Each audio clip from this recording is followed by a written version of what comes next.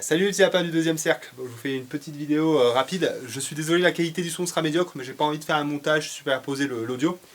C'est juste pour vous montrer un petit peu les travaux de ce laboratoire. Et je n'ai pas mal de petites bricoles à vous dire. Donc déjà, je veux bien remercier Marcus. Là, vous voyez toutes les fringues que j'ai sur moi, à part les chaussures. C'est Marcus qui nous les envoie, des habits, plein de choses. Donc merci pour tous les avantages en nature que vous pouvez nous fournir et qui nous font largement avancer. Hier, on accueillait chez nous Sébastien, un petit lapin qui nous a amené une bâche EPDM qui va nous permettre de faire la petite mare qui est juste derrière la serre-tunnel là-bas. Donc ça, c'est assez génial parce que ça va nous permettre de faire une vidéo sur cette mare, sur cette réalisation. Donc voilà, déjà une vidéo d'intérêt et puis nous, bah, évidemment, ça nous fait avancer. Donc vraiment, merci beaucoup pour tout ça.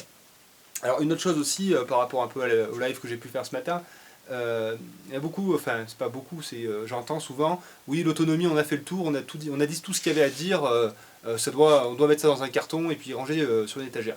Alors moi je suis pas du tout d'accord avec ça, je pense que l'autonomie justement ça n'a fait que commencer, dans le sens où on a beaucoup parlé effectivement, mais on n'a pas fait grand chose au final, on en est qu'aux prémices, mais vraiment, hein, voilà.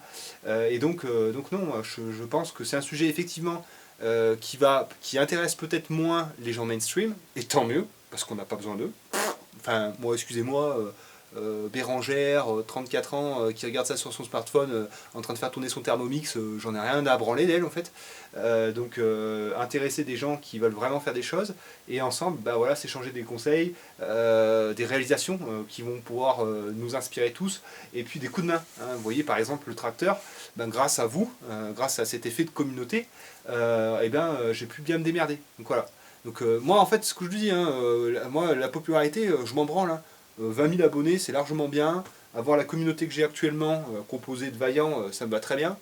Pas besoin de plus en fait. Donc voilà, donc non, ça ne fait que commencer. Vous voyez là, je suis que en train de construire un laboratoire pour faire la transformation de la viande. Donc il va y en avoir encore du contenu pour des années. Hein. Donc voilà. Et donc voilà, donc voici comme on a avancé, on a un petit peu d'argent, donc à chaque fois qu'on a un peu d'argent, on investit dans des matériaux. Donc vous pouvez voir que on part sur les travaux maintenant. Hein. Donc, vous pouvez voir que sur cette cloison, eh bien, on a mis le restant d'isolant. En fait, le jeu là, c'est de se débarrasser de l'isolant. Enfin, pas de se débarrasser de l'isolant, mais l'isolant, on n'a pas vraiment de quoi le stocker, il faut qu'on le passe, on va dire. Et on le passe de manière intelligente, évidemment.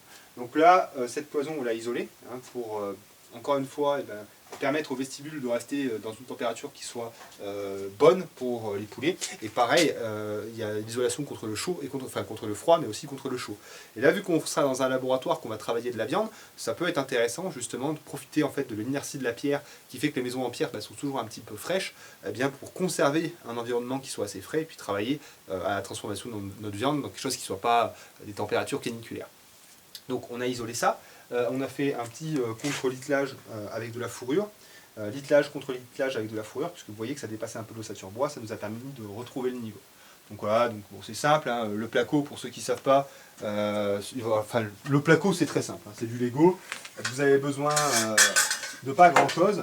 Il vous faudra une petite cisaille à main, hein, comme ça, pour couper vos rails. Hop, excusez-moi si... on n'a pas de grand angle, des trucs comme ça. Donc là, vous avez une pince à sertir. Donc ça, en fait, ça permet de venir sertir les montants comme ça. Là, on va venir comme ça. Et on va faire un poinçon. Et ça va éviter, en fait, d'utiliser une vis. Donc voilà, il y a ce genre d'outil. Mais il n'y a pas besoin, en fait, pour le placo, il n'y a pas besoin de matos de fou, quoi. Hein, ça va, quoi. Donc voilà. Donc ensuite, raillage. Donc un rail... une lisse basse, une lisse haute. Ensuite, on a mis des montants qui sont sertis, puis par endroits aussi vissés. Alors, pour plus de solidité, on peut aussi éventuellement les doubler. Alors, nous, par souci d'économie, on ne va pas le faire. Par contre, on va se renseigner, savoir si des fois on ne peut pas mettre du Pharmacell plutôt que du placo Hygro, puisque c'est quelque chose de beaucoup plus rigide, ça pourrait être sympa de mettre ça. Si ça coûte trop cher, on passera sur du placo Hygro. Il n'y a pas de raison, on aura déjà une bonne solidité, on a espacé les montants de 60 moins par endroit, et puis celui-là, vu qu'on en avait un de reste, on l'a doublé, puisque c'est le plus grand, donc on l'a doublé pour qu'il soit le plus solide possible. Donc voilà, donc vraiment pas compliqué à faire. Vous voyez là, pour vous dire, des fois, tu vois, j'ai un laser Stanley, mais ce qui est censé faire une ligne rouge d'aplomb en haut en bas, comme ça, on n'y voit absolument rien. Bah, regardez, J'ai travaillé avec Agnès, on a travaillé au fil à plomb, impeccable. Donc le fil à plomb, c'est simple, hein. J'espère que vous connaissez ça, hein, c'est tout simple, hein. Si vous avez un gabarit à ce niveau-là, ça vous permet de retrouver un point, vous voyez, hop. Je vous montre rapidement, hein, mais c'est des petits outils qui sont toujours intéressants de posséder. Donc voilà, hop, je vais y arriver. Ouais, voilà, donc là ça vous permet en fait de mettre les choses d'aplomb, c'est-à-dire que voilà, vous avez en fait la base de votre plomb qui va correspondre à cette tranche-là. Donc ça vous permet voilà, de reprendre un point à un autre en étant bien d'aplomb, bien de niveau. Voilà. Donc on a travaillé avec ça plutôt qu'au laser, parce que bon, laser en fait, s'il faut acheter un laser, il faut acheter les professionnels qui sont verts, et pas les merdouillous rouges qui valent absolument rien. Donc voilà, donc on a fait ça. Et puis ben, ça a pas mal avancé. Donc du coup, ici, donc, ouais, comme vous avez compris, ben, on fait un doublage. Parce que ben, en fait, déjà je pense que ça va coûter moins cher, puis ça va être beaucoup moins de travail. Et puis ça va nous permettre de passer nos réseaux derrière, puisque derrière on va repiquer de l'eau, puisque derrière il y a notre évier. Donc on va repiquer de l'eau. Ça va être beaucoup plus simple en fait. Ça va être vraiment beaucoup plus simple. Et en plus ça va nous permettre d'avoir quelque chose de droit, bien droit. Le placo c'est tout à fait droit. Sur lequel on va pouvoir ensuite coller notre faïence. Et là en fait on va faire exactement pareil de ce côté, enfin on va pas railler, mais là-dessus je vais coller du placo hydro au MAP, donc c'est pareil, ça va me permettre d'avoir un plan lisse sur lequel je vais poser de la faïence, et par contre sur le dessus, eh bien, on fera un enduit. Voilà. Mais là l'enduit, vous imaginez bien que là-dessus on va pas passer la même quantité que là-dessus, on n'a pas les mêmes aspérités et tout. Donc voilà, et du fait qu'il nous reste encore ce petit... il nous reste encore ça d'isolant. Donc ça, je n'ai pas envie de le stocker. Voilà. Donc on s'est dit, bah allez vas-y, on calcule. Si des fois ça passe en termes de mètres carrés sur le mur du fond, et ben on isole le mur du fond. Parce que le mur du fond, il est quand même très mal exposé. Il peut aussi ramener du froid ou être confronté aux éléments. Donc l'isoler, ça peut être intéressant. Donc bah là c'est pareil. Il y a un peu de boulot parce que vous voyez que on a les pierres, certaines pierres un peu entre guillemets de fondation qui sont chiantes là. Donc là on va le péter à la masse, on va refaire un ciment propre et sur lequel on va pouvoir venir intégrer un rail. Et donc là on fait la même chose que ce qu'il y a ici, raillage, isolation et placo. Voilà. Et donc voilà comment est dépensé l'argent de la monétisation, de Tipeee, tout ça, pour ce type de travaux, pour faire avancer ça. Et donc là, il y a plein de choses qui se feront à l'avenir, j'en ai parlé. Si on a moyen de faire des petites formations, des coupes, tueries, des trucs comme ça, il faut voir, ça pourrait être sympa. Donc voilà. Et donc là, pour correspondre un peu aux normes, hein, normalement, dans un labo, vous pénétrez, d'abord vous passez dans un sas de décontamination, on va dire, dans lequel vous avez un petit lave-main. Des fois, vous avez comment ça s'appelle, pas un caillebotis, un pied diluve, voilà, pour rincer vos bottes. En fait, théoriquement, voilà, vous changez, comment ça se passe en abattoir. Vous êtes dans votre vestiaire, vous chaussez vos bottes, vous mettez d'abord une combinaison intégrale blanche, Charlotte, vous mettez des bottes blanches aussi, et ensuite vous accédez au sas de décontamination. Et ici, dans le sas de décontamination, vous passez dans un pédiluve, pédiluve, oui. Voilà, pour nettoyer vos bottes, vous lavez bien les mains, vous enfilez votre tablier et vous allez travailler. Donc ça va être exactement ça, hein. On a le vestiaire, on s'habille, on arrive dans le sas, on se décontamine et on rentre dans le laboratoire pour travailler. Voilà, donc après il y a pas mal de petites choses qu'il va falloir qu'on regarde. Par exemple, c'est Mélanie, on en parlait ensemble, les joints de carreaux pour le laboratoire doivent être époxy, hein, pour pas qu'ils s'imprègnent de bactéries, etc., que ce soit bien lavable. Pareil pour les murs, il faut qu'il y ait du carrelage jusqu'à 1,20 m, je crois. Enfin, il y a pas mal de petites normes comme ça qu'il va falloir regarder. En tout cas, nous, on va faire quelque chose de manière à ce que vraiment au jet, hein, voire au Karcher, on puisse vraiment tout nettoyer. Et donc, il y aura, évidemment, on avait prévu une évacuation à ce niveau-là. Donc cette évacuation, finalement, on va la faire péter, parce qu'on va mettre un caniveau. Hein, on va mettre un caniveau tout le long, comme ça.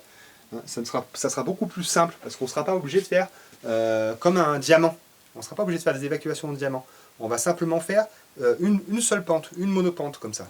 Et donc ça, je le ferai, à mon avis, avec du réagréage que je ne vais pas trop doser, pour pas qu'il soit trop fluide. Et je vais primaire d'accrochage, réagréage, en faisant des guides et tout, pour faire ma pente. Et ensuite, eh bien, je pourrais poser mon carrelage. Bon, ça c'est plus tard, ça a le temps de changer, on verra ça. Et pour le plafond, pour terminer, puis après je vous fous la paix, contre-littelage en bois, en 27 par 27. Et ensuite là-dessus, eh bien, comme de l'autre côté, sauf qu'on y a fait en bois, on va mettre du lambris PVC.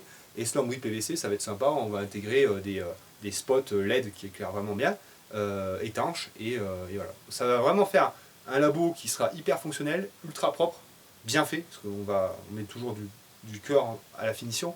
Il y aura tout en fait, de l'esthétique, du pratique, et voilà, tout. Voilà, tout. Il y aura tout.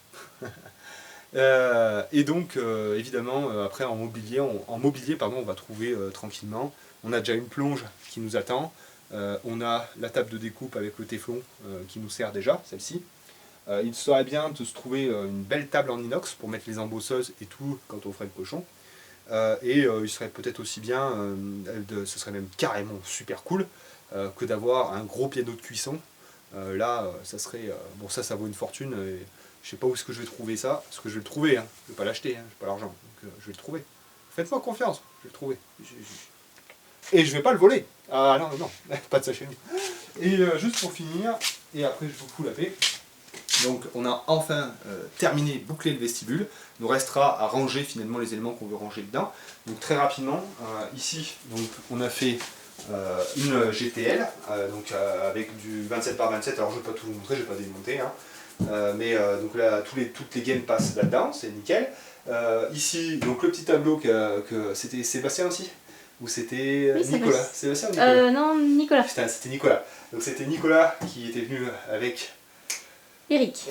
Nicolas et Eric qui était venu, donc il m'avait donné ce tableau. Donc le tableau, il est posé. Donc disjoncteur général, hein, pour couper l'entièreté du tableau, 30 mA, toutes les protections associées, donc voilà, et les prises d'action fonctionnelles, voilà. Par contre on a remarqué, on va voir si c'est ça, mais il se pourrait bien que les Depthflex, les C10, laissent passer du courant et que c'est ça qui génère l'allumage des spots LED. Donc j'ai recommandé des Legrand, mais il est probable qu'en changeant simplement les C10, je coupe l'électricité résiduelle de ce spot là et des spots de mon garage. Donc j'en ai commandé 2, on va voir ça. Et ensuite ici donc on a continué à faire des étagères, donc on a pris en gabarit un bocal parfait. On va pas aller beaucoup plus haut, hein, parce que bon, déjà c'est du taf et puis on veut garder un peu d'espace, tout ça. Donc là en fait ça va être pour le rangement probablement des bocaux vides, on va aussi mettre les noix, les choses un peu de conservation comme ça. Voilà, au départ on devait aussi faire des étagères ici, mais finalement on y laisse comme ça parce que peut-être qu'il va y avoir un radiateur qui va prendre place ici, et puis on se laisse le temps d'aménager. Avant de faire des trucs partout, on va laisser vivre un peu la chose, voir les besoins qu'on a et tout, plutôt que se mettre plein de trucs et puis se dire oh, putain merde, on n'aurait pas dû faire ça, ça nous fait chier maintenant. Donc avant de gâcher de la matière et de faire des trucs on va pas se servir, on laisse vivre un peu la pièce, et voilà. Bon ben voilà mes petits lapins, donc merci pour tout en fait, merci à tous ceux qui donnent sur Tipeee, parce que voilà, ça nous permet de faire avancer. Nous, comme je disais, on va continuer sur les années à venir à faire ce qu'on fait. L'autonomie, nous, ça ne signifie pas rien pour nous. Hein. Faut pas dire, hop, ça y est, c'est un sujet bouclé, c'est fini, on n'en parle plus. Hein. Non, pour nous, c'est une nécessité d'épanouissement, une nécessité économique. Ça a beaucoup de sens pour nous. Hein. Alors il y a plein de choses à redire là-dessus, on en a dit plein, mais ça a du sens et on va continuer à en parler, on va continuer à aller toujours vers plus d'autonomie, et ça va prendre la forme que ça prendra, c'est-à-dire un peu de professionnalisation, voilà, et on fera en sorte aussi, parce que on veut, si on le partage sur YouTube c'est une chose, mais on veut aussi le partager réellement, hein. C'est pour ça que dans l'avenir, si on peut faire des formations sur des choses qu'on maîtrise, ou en faisant intervenir des gens qui maîtrisent dans des structures appropriées. Je vais pas vous faire des cours de taille. Hein, déjà là, ma vigne, il faudrait que je refasse des trucs dessus, j'ai tout oublié. Hein, donc je vous ferai jamais de cours de botanique, de pépiniériste, je nage complet. Par contre, si on parle un petit peu d'élevage, ou un peu de travaux et de logique là-dedans, là je pourrais peut-être vous apprendre 2-3 trucs, ou vous montrer comment on a fait. Voilà, mais l'idée, encore une fois, est toujours, c'est de partager et d'avancer ensemble pour se sortir un peu de la merde qui nous attend, quoi. C'est ça l'idée, hein. C'est pas autre chose. C'est pas autre chose. Ça devrait pas être autre chose, normalement. Voilà, je vous fais des petits bisous et des petits lapins, merci de m'avoir suivi, à la prochaine. Ciao.